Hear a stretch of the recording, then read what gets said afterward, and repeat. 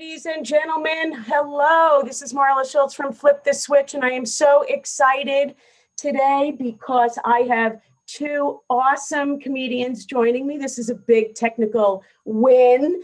And if you look, you see up on that handsome man, this is Johnny Beehner. He was the last man to make his debut on Letterman. He's been on Drybar Comedy, Gotham Comedy Live, and then the gorgeous woman at the bottom is the one and only Christina Walkinshaw. She's a Canadian comic, been nominated 3 times for various awards. She's got her half-hour special from Just for Laughs. Hey guys, welcome. Hi Marla, thanks for having us.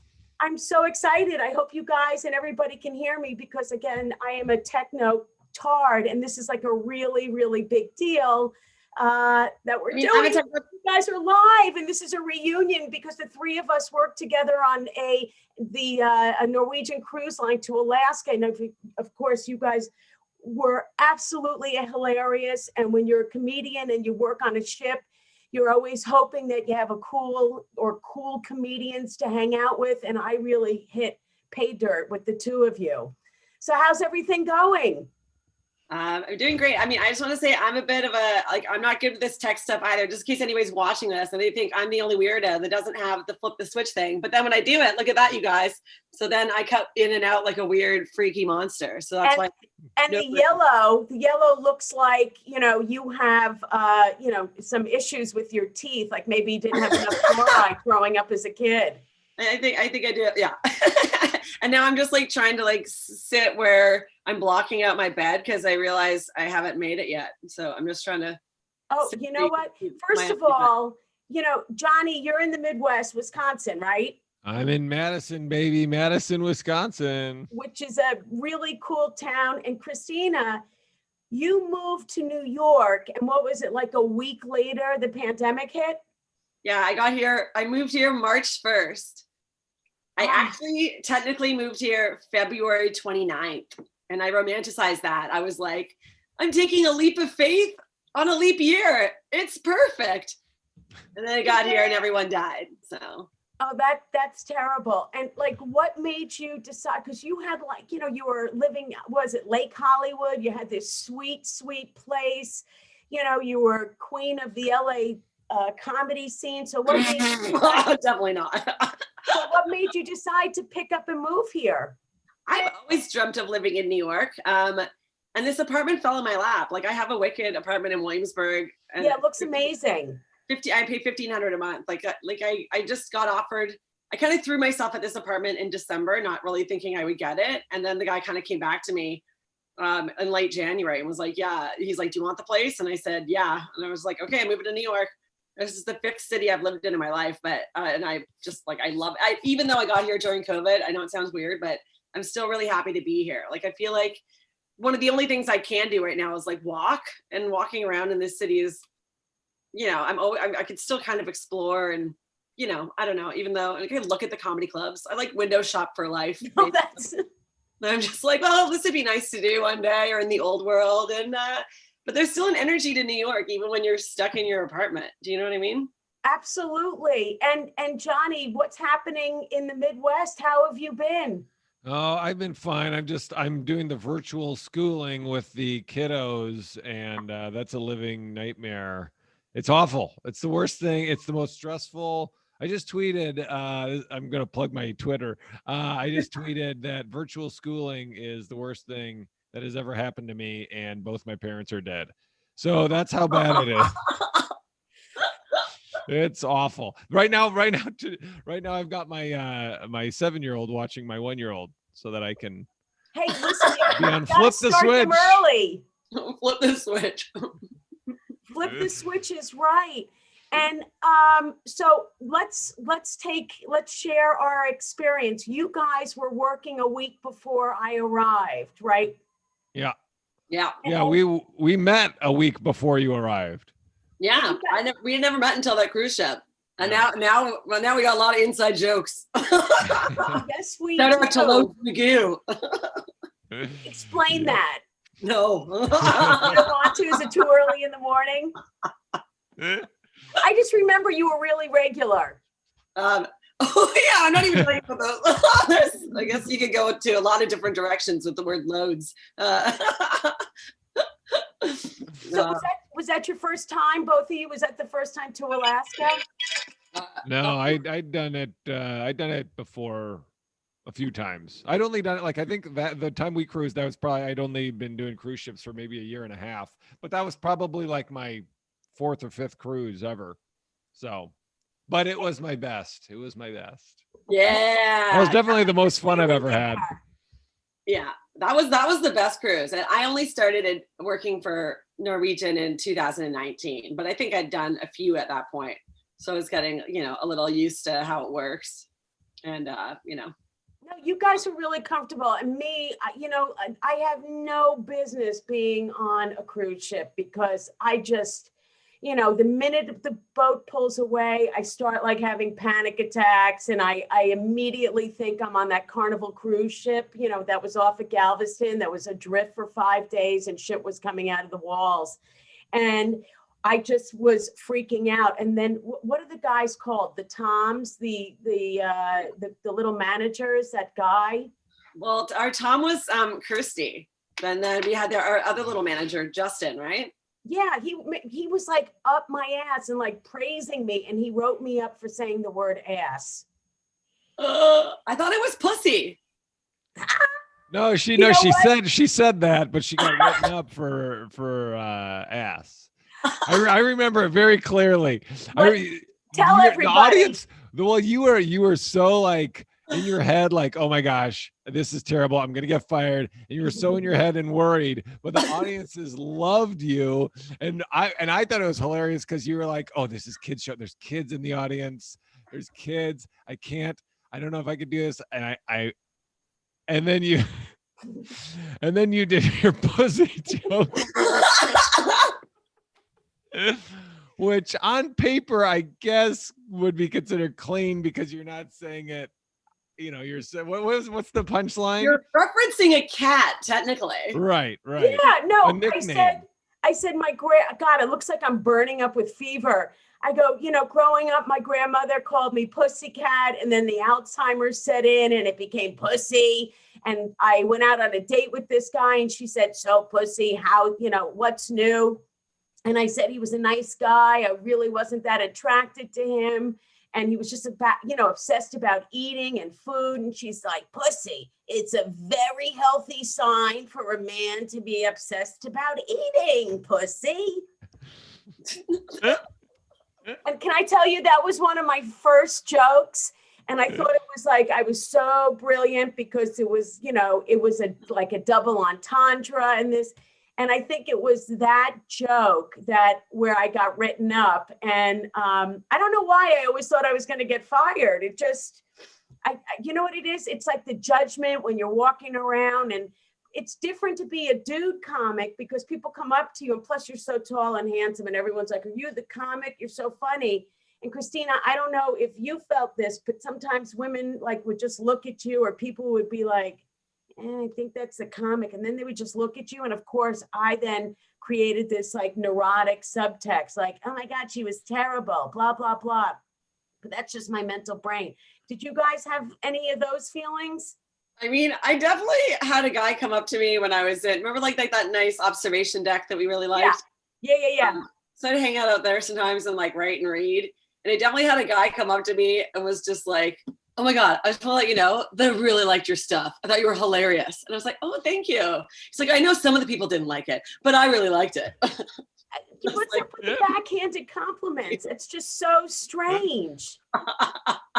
I know you really struggled and no one seemed to like you, but I liked you. Right. Huh? Oh, after I saw you, I went on a 14-day cruise, and that one I was really having like panic attacks, and I wound up being so sick, and it was hitting the East Coast Caribbean, and we went all around. I landed in a place I didn't even know it was on the map.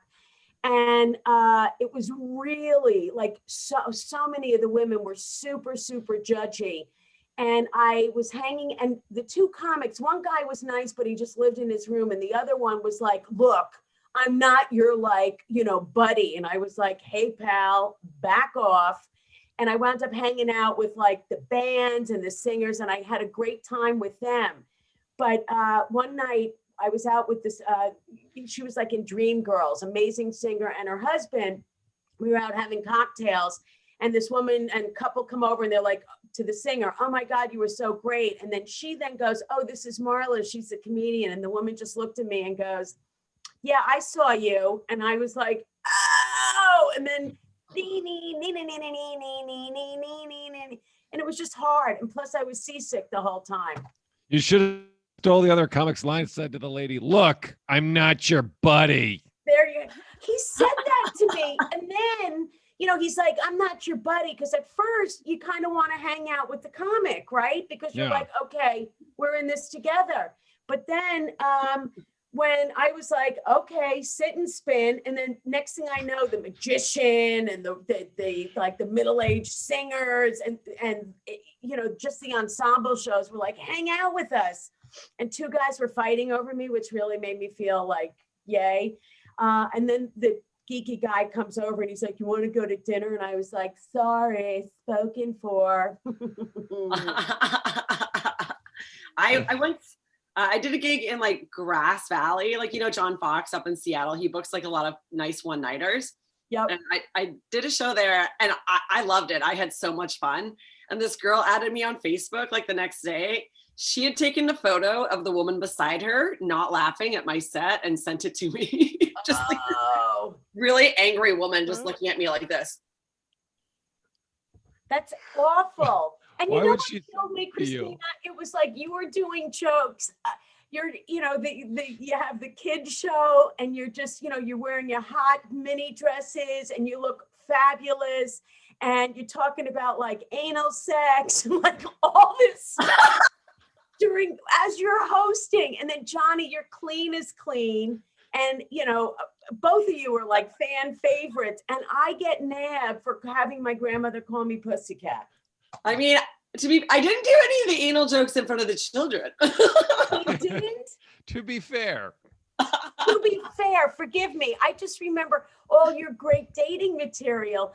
And I just love how you laugh like after all your punchlines. And that's I sound like the worst comedian of all time. No. I mean it totally. Like it gives such a you know, it's like you're so confident and you're just like, this is entertaining me, and you just have the best giggle. Johnny, would you agree with that? Oh, I totally agree. One thing, like the thing, like working with you guys, like I remember when you're on a boat, it's the same every night, you know, it's the same, a lot of the same people. So you're kind of really, by the end of the week, you're really digging the bottom of the barrel. So I just remember like near the end of the cruise, just being like, okay, what's going to make Christina laugh, and putting together like a poop set list of like old jokes I haven't done since I started that are like, I still think are hilarious, that are just poop jokes.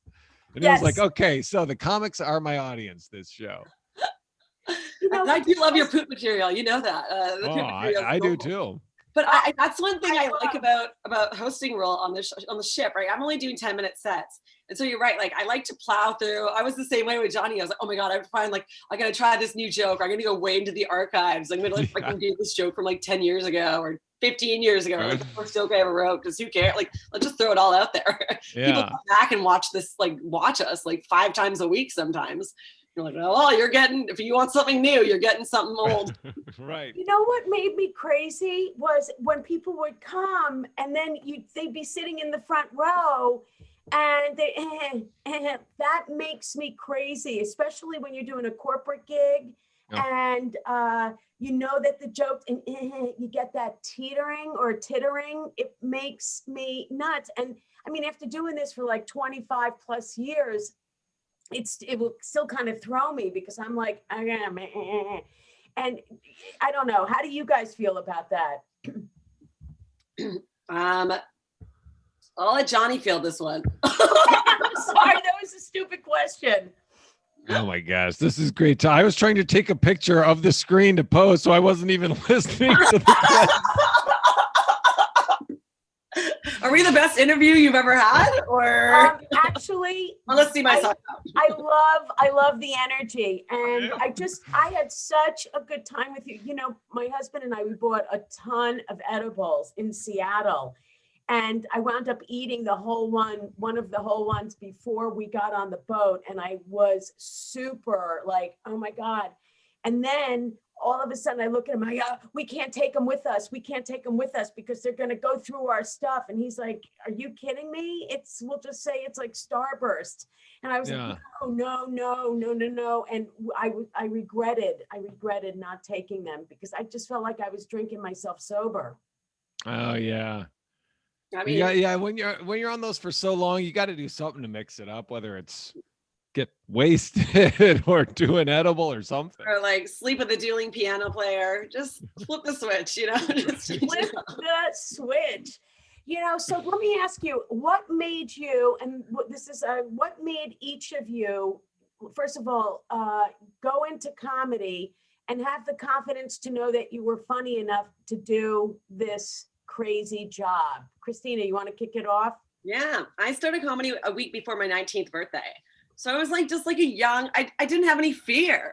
And now I'm like stuck in the dream of my 19-year-old self. And now I'm fucking shitting my pants every time I have to do it.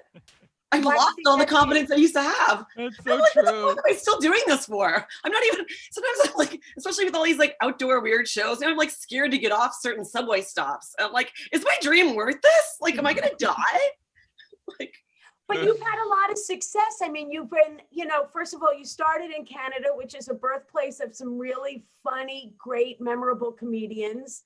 And then you've been nominated for 3 different awards. You were at the Just for Laughs. Like, what do you think happened? Like, how do you think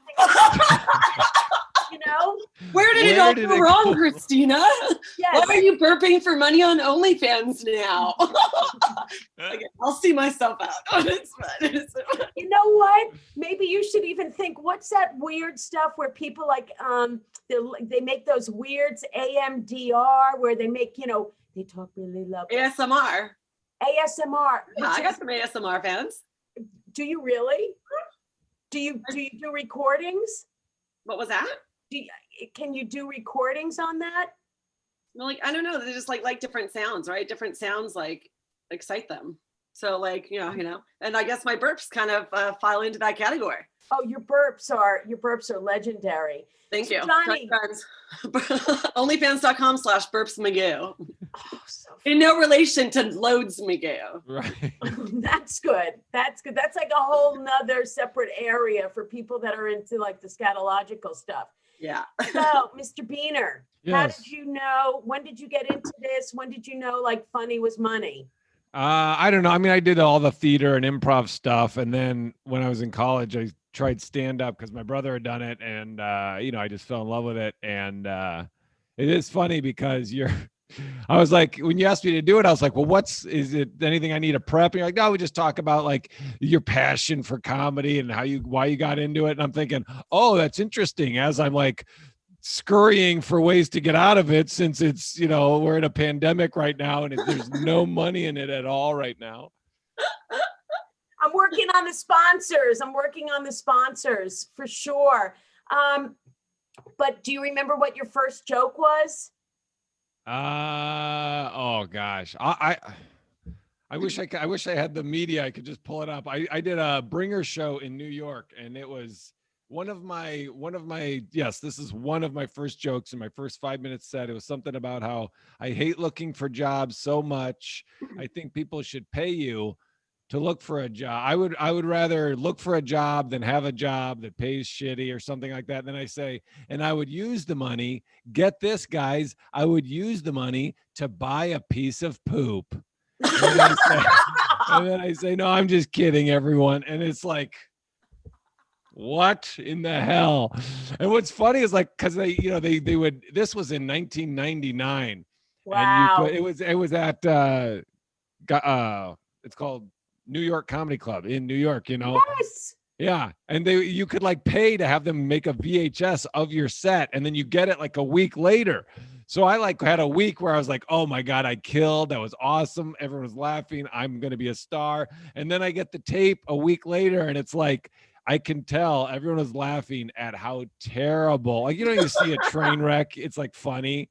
And I realized, but it was too late. I had that week of flying high and confidence that I was hooked. How long were you in New York for? The like 3 months, the summer of '99, because my brother went to college there and then he lived there. So I just lived with him in the summer between semesters at college. Oh, and that's did- cool. Now, were you at the original New York Comedy Club on Second Avenue? I think so. I only went to the one, and I don't know if it was the original or the other one.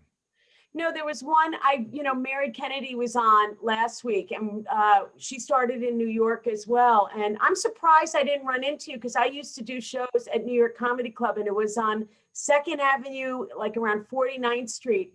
And the bathroom just smelled like, one of those discs that dudes pee on. And there was like, the floor was rotting. I think I remember, but I just remember I would never want to go to the bathroom, and I always had to pee right before I went on the show. Like when I hit the stage, it's just still affects me today. I don't know, what it is. But New York Comedy Club was such a great place to start. And the New York in the 90s, it was such a ripe, awesome time to, kick off your comedy career. That's why I started like mid 90s. So I'm surprised I didn't run into you. Yeah, it was the summer of '99, and I did bringer shows. I think that was the only club in New York I did that summer, and then I started just putting on my own shows on campus and around Milwaukee. And then the next 2 summers I went to LA during the summer, so I would like stand in line at the Laugh Factory and do the the Monday potluck at the Comedy Store and all that. So that was kind of how I started. We were all in LA. I got there in 2000, and I was there from 2000 to 2005. I came back to New York for a year, and then I was there till 2011. And I can't believe I didn't run into you guys either, because I was, Christina, I was one of the original, Pretty Funny Women with Lisa Sunstead. Did you do any of her shows?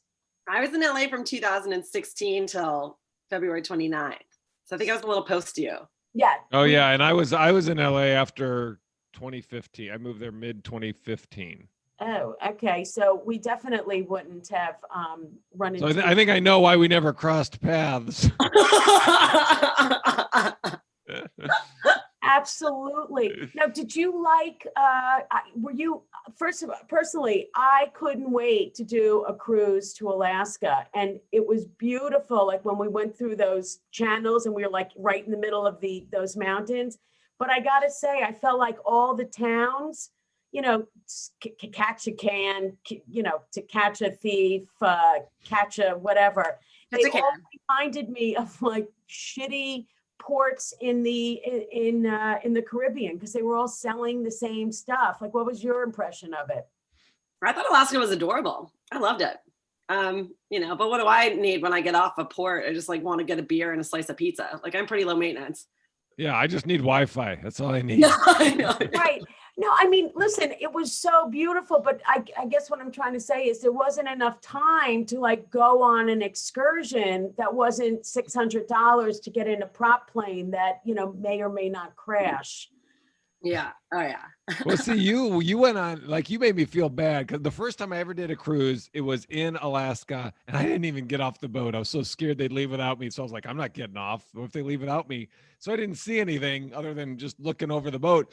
And then when we were all together, like, I still have somewhere on my phone the video you sent me of your whale watching excursion. That's like the closest I've ever seen to a whale. That was so cool. And I never do those excursions. Well, you know what? I was dead set on seeing a whale, and I just, the back of the boat, I don't know if it was like on deck 7, and they had that restaurant with the beautiful giant, like, I don't know, cruise window, bay window. Yeah.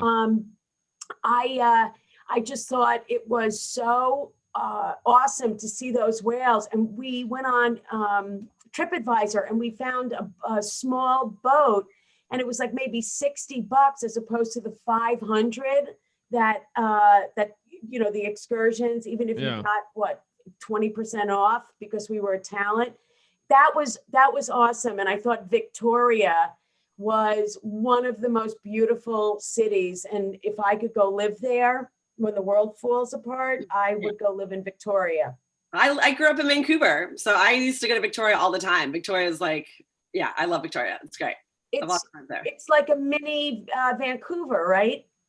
Yeah, sort of. Like, I mean, it's the capital of BC, so it's got like, you know, some nice government buildings, and I don't know, I don't know. It is a really pretty city, but I don't know. Like in Vancouver, we kind of know it as like people refer to Victoria as newlyweds and nearly deads, because it's all like students and seniors.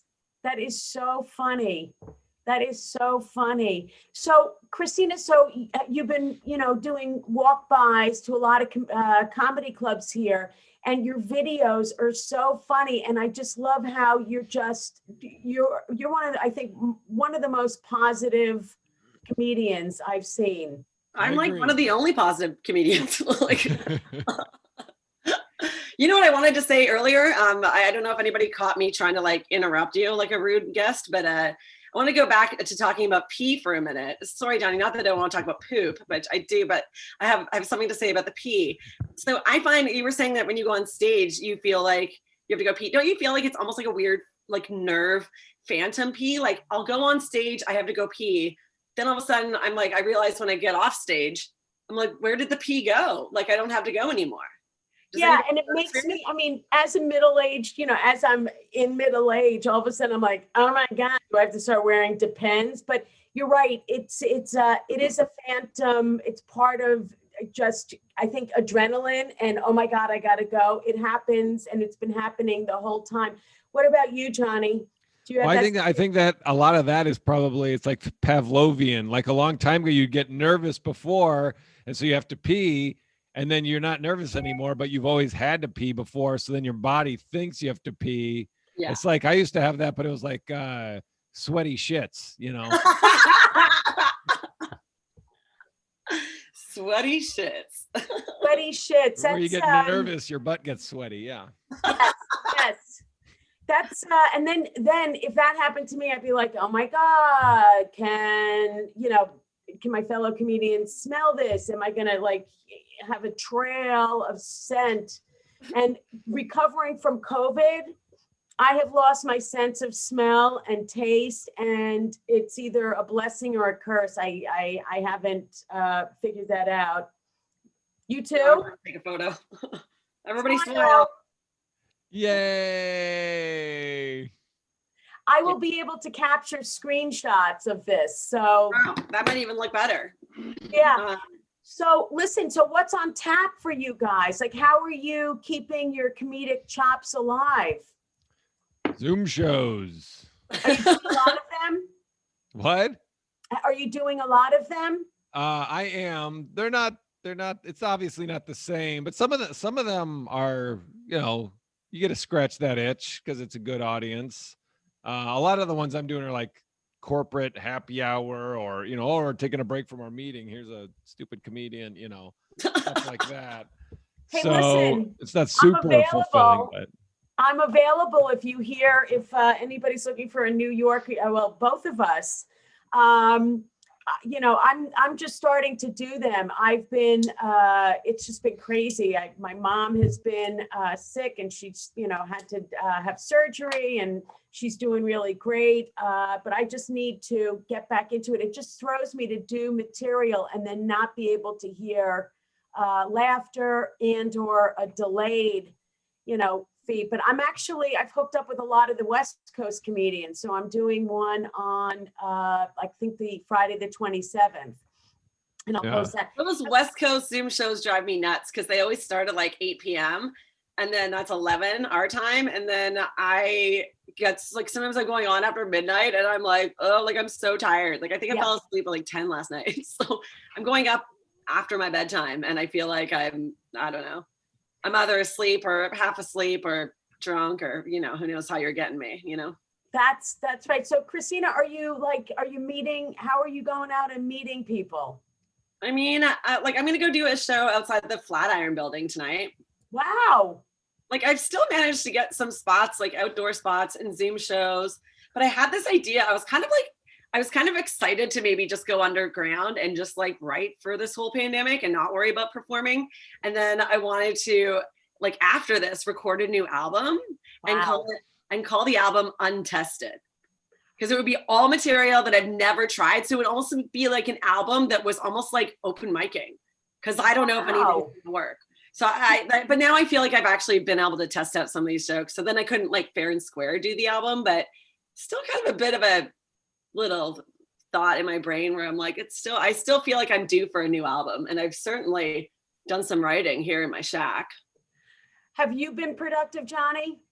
No, not at all. It's all, and I blame my kids. Very bitter towards them. They're eating up all my time. Your kids are adorable. They really are cute. They better be. Oh my God. So cute. They were so cute. I thought I was going to like write my book and, get into great shape. I just, in the beginning of the year, my dad passed and then my husband had to have a surgery. And I just was so exhausted from taking care of my father, who was like in and out of hospitals and going back and forth, not to be depressing, but I just was so exhausted. And then it just felt like a mini depression hit. And when I feel like I'm still on a cruise, because you know how all of a sudden you wake up and you're like, oh my God, I better get to the gym and eat something because I have a show tonight. And I could only accomplish like 3 things per day. And I felt I was more productive then than I'm now. And I'm like, oh my God, we're like wrapping up 2020.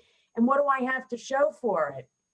Yeah, but I think that's how we all are. Yeah. I'm definitely fucking wasting a lot of time. I have a goal of finishing a book too, and I've barely put like dents in it in the last 8 months. And I feel like you tell yourself, oh, if I had more time, I would do all this stuff. And then it's like, I have all the time, and I am watching Ted Lasso today. Like, I'm busy, Oh, I have, I'm like one more episode of the Queen's Gambit. I love it. Great show. I love like British stuff. We just watched Caliphate, which is like Swedish. And I'm really into just terrorism and great crime dramas. Johnny, what are you watching? The Brothers Grimsby. Have you seen that? Did you see that movie? Not yet. It's a older, well, it's like, I don't know, maybe 10 years old, Sacha Baron Cohen movie. It was like written. Yes. Oh yeah. My wife, I'll put it on. My wife's like, this is so stupid. And then she goes to sleep. So I had to watch it in 3 different sittings, and I'm still not done with it, but it's hilarious. I like bad movies. That's a good movie, but I like dumb horror movies and stuff like that. So I like dumb horror movies for sure. And I don't know, like I like true crime, like true crime documentaries. But the other night I was binge watching a show called Murder Comes Home, which is like the dumbest one to watch, because it's all murders of like women getting killed in their own homes, which during a lockdown, why am I not watching the shows where the only women that get murdered are like married or have life insurance or walk by a river? I should be watching those ones, not this fucking one where they come into your house. Like, an idiot. That reminds me of my husband. Like right before we get on a plane, he watches How to Survive a Plane Crash. Yeah. And I'm like, why are you watching this? And he goes, well, if the plane crashes, I want to be the one that survives. And I was like, but what about me? What about me? You mentioned Sacha Baron Cohen. Have you guys seen the new Borat? Of course. Yeah. How crazy. He said he almost got an ass whooping. When he sang the song at that rally. I see it like behind the scenes where he has to get in the trailer and they're like trying to get in. And that guy's got balls. He's got huge balls. And the whole Giuliani thing was absolutely brilliant. Yeah, so good. Really, really brilliant. And it's really scary. It just was a nice peek into, Americana. And we'll just leave it at that. So you guys, we're coming up on 11:40, and I just want to ask you, so Christina, you're working on a book, you're working on your underground special. What else? And what makes you really, really laugh? What makes me really, really laugh? I don't know. Farts. I don't know. Farts hey, that was my answer. That's my answer too. And now, not having a sense of smell and taste, it's great. I can lay a really good one in front of the fan you know, and as the fan oscillates, it just like pollutes the bedroom. And my poor husband, who smell just came back, is like, I can't believe you just farted. I mean, I like the way that you're seeing the positive side of COVID. Yeah. You just smell farts. I hope I take off my COVID cupcake weight, which is like, I'm clocking in at about 6 pounds. And when we first came out, for my birthday, I bought this hot pair of jeans, you know, because I'm usually wearing the Gap and Levi's. And I mean, I spent like over $100 for these jeans, and they fit when I got them. And then when we were able to get out, I brought them to the tailor, and I was like, eh. And all of a sudden the tailor was like, you think you could get bigger size? So my goal is to be able to fit into them and wear clothes that I bought right before this whole thing hit. And, you know, it's just weird to eat food that you can't taste. And, you know, you think, okay, let me eat healthy food. It's like, nope, I'm still going to the comfort food. So have you guys stayed in, you know, healthy and in shape? I've lost weight since I moved to New York. All I do is walk, and I've been started running outside on the track every day. I saw. It's getting cold, but yeah, like I've lost 15 pounds since I left LA. You must look amazing. I mean, do you want me to stand up and show you my ass, or no? I was kidding. I'm not going to do it. Johnny, what about you? I've lost 25 pounds, and I'm not trying. That's the thing. It's like, I'm not trying. And I think the only explanation is that I'm not on the road. And when I'm on the road, I eat fast food so much. Totally. And now I can't, because, you know, my wife would murder me if I had fast food for no reason here. She doesn't even like me doing it on the road, but she can't watch me. So like now that I'm home, I can't, you know, and I don't drink soda. And so I'm just like, I'm literally have lost 25 pounds since, you know, I don't know, March. Yeah. I am so jealous. Well, listen, can you be my health buddies? Can we do like little check-ins? Yeah, totally. Do you want me to send you all my Instagram stories of me on the track? I've seen and I've contacted and I've, you know, liked them and everything. I'm a fitness guru online. I'm a fitness guru, and I'm also a professional burper. I love that. A lot of hats. I love that. So listen, perfect. You guys, would you come back on? Sure. Yeah. Okay. We should do a recap. And I'm just in the beginning, we talked about what a bad comic I am. Wait, say that what? I said, well, when you said a recap, and I was like, well, in the beginning, we just discussed what a bad comic I am. Hardly. You guys, I just want to say thank you so much for coming on. And I really loved working with you. And hopefully we can work together somewhere on the land, because I don't think I want to get back on a cruise ship. And Christina, you and Johnny, would you go back on a cruise ship? Totally. I'd do it. Once it's safe. Would? Once it's safe. Yeah. Once the. Yeah. Not this month. Not tomorrow or anything. Yeah. Well, I may do it, because at this point I will be immune, and I just want to see if I can, you know, put on my big girl panties and get over my stupid, you know, anxiety about being on a boat. But I don't know if that's going to happen in this lifetime. Okay, you guys. Well, listen, big kiss. Thank you so much for coming on. I mean, we should play our riddles, right? Let's hope we can all work together again. Yeah. Yes, for sure. All righty. Have a great one. Okay. Bye. Bye.